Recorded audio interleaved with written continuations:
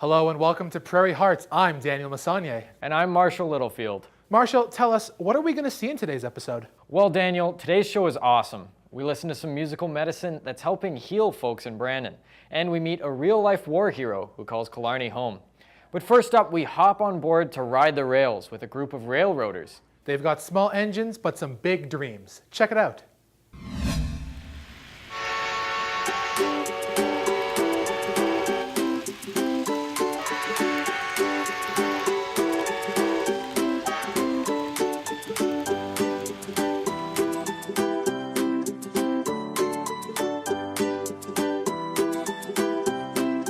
Barry Strahl, and I'm the president of the Brandon Hills Model Railroad Club. Tony DeVlieger, I'm the treasurer of the Brandon Hills Model Railroad Club. When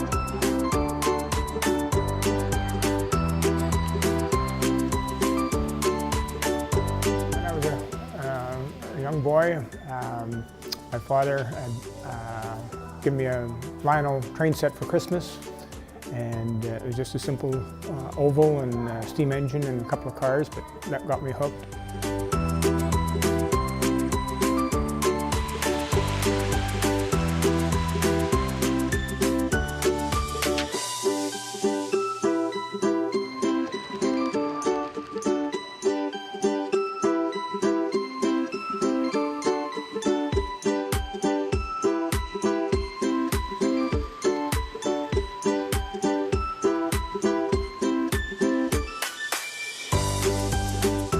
I guess since my childhood, I've always had an interest in trains. I got a train set probably back in 1960, 64, somewhere in there, a Lionel train set. And I've always had an interest in trains, and that's how I got started in model railroading.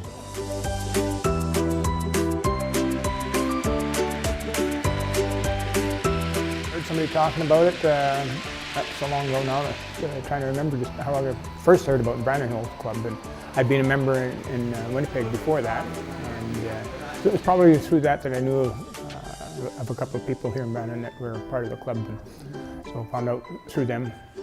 I think at one time we walked around the winter fair and they had the layout set up at the winter fair, and then they used to be in the old Doig's building on 10th Street.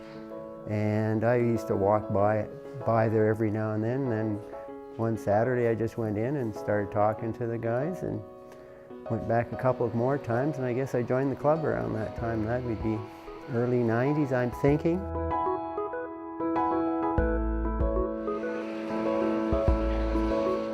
Well, you can learn new things from them. You learn how to build scenery, and you learn how to operate your trains. Sometimes there's new stuff coming out, like a digital command, so you can discuss the new things around that, and electronics involved. Quite a wide variety of people with different talents. Some are very good at scenery, some are very good at electronics or wiring, some are very good at track planning. There's all kinds of aspects to it, and everybody contributes what they can with their specialties. I think if you set up part of it and start running trains, then what happens is everybody just runs trains and nobody does any work, right? No, that's what I said.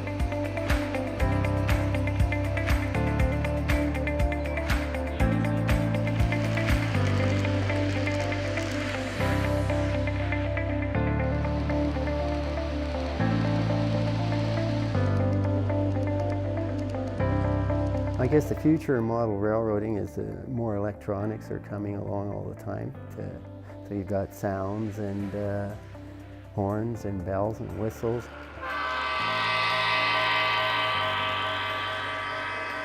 I think the big thing that model railroading is looking for in the future is if you could get a good a little battery, you could put in a locomotive and it would run your trains for about 2 or 3 hours, and then you'd have to recharge it. If you could do that, then you could get rid of all the wiring that's involved and all that kind of stuff. That would be the next big game saver. Get something running operational first and get it operating smoothly. And one of the best pieces of advice I could give you is just to find your local model railroad club go and talk to some guys, you know, and you can decide what scale it is you want to get into and go from there.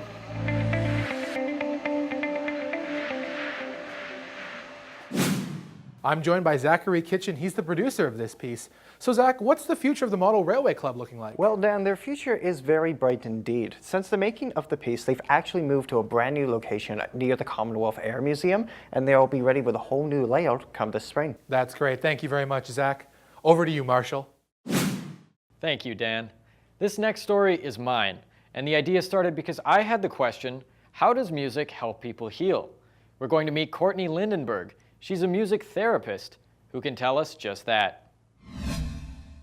To keep you safe, safe, safe, with your seatbelt on. I first found out about music therapy when I was 16 years old. It was from my piano teacher, and I knew at that point in my life I wanted to do something with music. One day at a lesson, she had this information for me, and she said that there's this profession called music therapy, and it's, involves using music to work and help with people. And I kind of knew at that point that that's probably what I would want to end up doing with my life.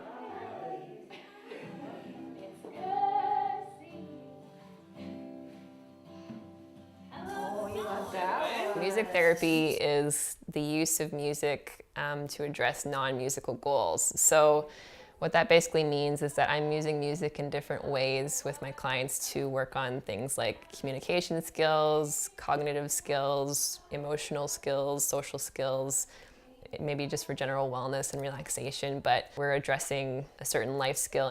We're not teaching music. Music is the tool that we use.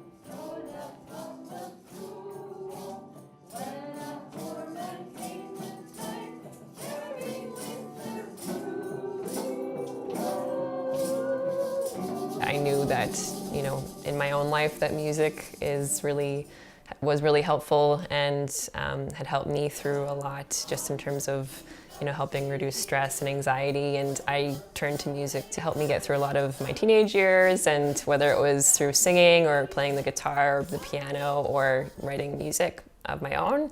So I knew that if it was so helpful for myself, I'm sure that I could have provide that type of a service for other people too. So, yeah.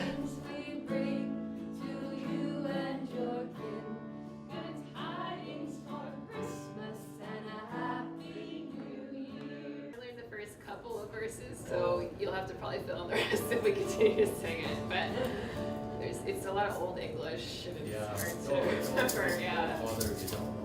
No, I have part of it written down, so I don't. It's definitely changed me just in the way that I view the world and the people that I've come across.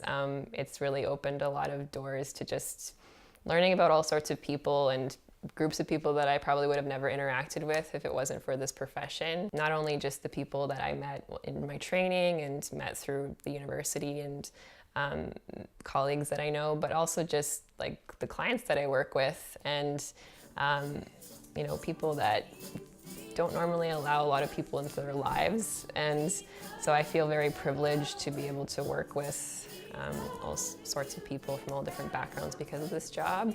I think also my view of music and how I use music in my life has changed a bit. I feel more open to more possibilities with music.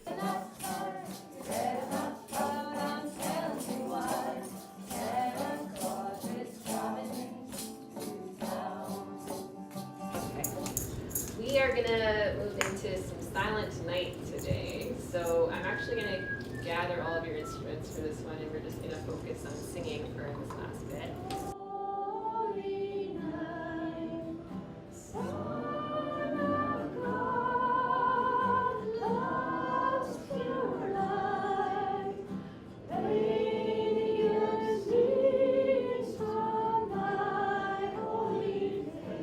As I've been doing this job more and more, I also realized that it's not a boring job because it's always a different scenario with each person that we come across.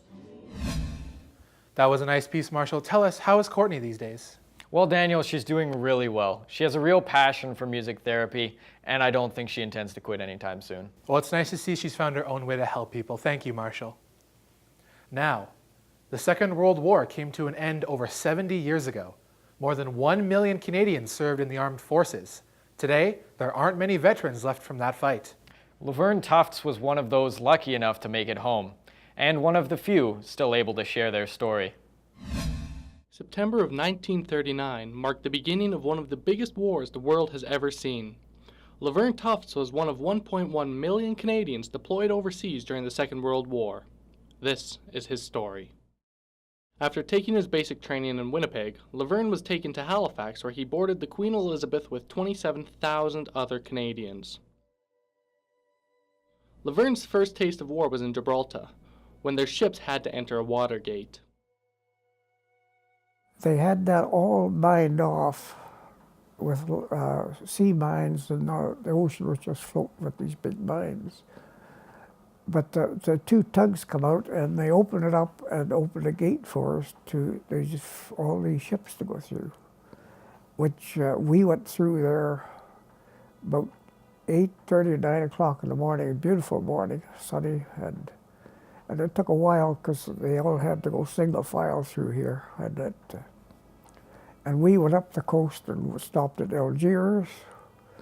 At about 4 o'clock that afternoon, the last two ships going through there was our hospital ship and our hospital supply ships. And a German plane come through and it hit the hospital ship. And it's just a torpedo just hit at the water line, and with the wave of the water, it started taking on water. And as the more water it took on, then it started to lean a bit, and so they had abandoned the ship. Without the aid of their medical supplies, Tufts then moved up the coast towards Holland with his squad of scout cars. We left there and we went up into Holland, and this is when we started our fighting for Holland. And the whole 5th Div, we went into Arnhem.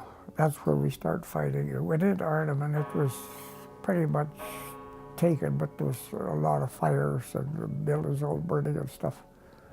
We went through there, and our objective was to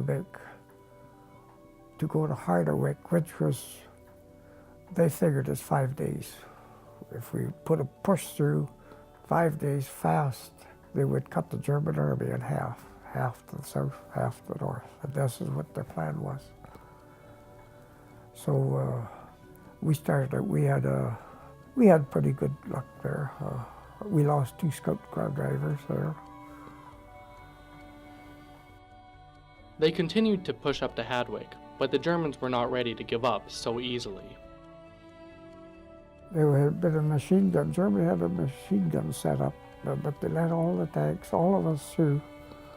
And then when our ammo trucks and our gas trucks were coming up that night, gas everything up, they tore it they shot 2 of our petrol or gas trucks, put them on fire, and the ammo truck was coming behind, hitting it, and there was 3 trucks all sitting on the highway burning. And we went back there. I took the Captain Reed back, but they kept on firing. The guys were trying to bulldoze these things off the road so they could clear the road. But the sniper, he kept firing and firing and firing. And I was looking at him, and Captain Reed got the glass, and he said, I think I'm going to see where that's coming from. So I got the brand out, and I kept firing and I was watching the tracers. They were hitting and bouncing. And yet, as soon as I quit firing, they would start firing. So, and then a Dutchman come along on a bicycle, and he said he knew where it was, and he said he told us there's a hole dug in the ground and there's a bunch of stones all around it there. And so I said, well, we can't do much with that thing. So Captain Reed, he just got on the blower and he told one of the seawater tanks, come on back. So he come tearing back the tank, and this Dutchman got up in the tank and he pointed out to the gunner where it was, and he fired a couple of APs at it and HEs, and that was the end of it.